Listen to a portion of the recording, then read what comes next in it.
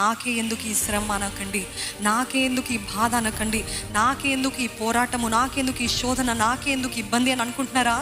దేవుడు తానే చెప్తున్నాడు, వాక్యమై ఉన్న దేవుడు తానే చెప్తున్నాడు. ఏంటిది? ఈ లోకంలో తప్పకుండా మీకు శ్రమ కలుగుతుంది. దాన్ని బట్టి, ఈ శ్రమను బట్టి హల్లెలూయా అని చెప్తారా మీరున్నవారు? When you are suffering you should remember that you are on the right track. Amen.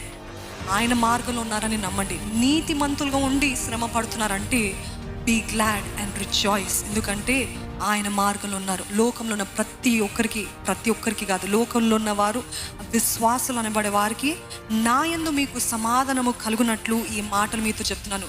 అంటే ఈరోజు ఏది చెప్పినా చెప్పకపోయినా ఈ మాటతో ముగించే ఏంటిదంటే, దేవుడు తానే అంటున్నాడు, దీనిలో మీరు సమాధానం పొందుకోండి. ఏంటంటే ఈ శ్రమ ఎందుకు అనటం కాదు, నేను దేవుని బిడ్డను కాబట్టి నాకు శ్రమ, నేను దేవుని కుమారుని కాబట్టి నాకు ఈ శ్రమ, నేను దేవుని మార్గంలో నడుస్తున్నాను కాబట్టి ఈ శ్రమ. Thank you lord. ధైర్యం తెచ్చుకొనిడి, ఈ లోకాన్ని నేను జయించినాను.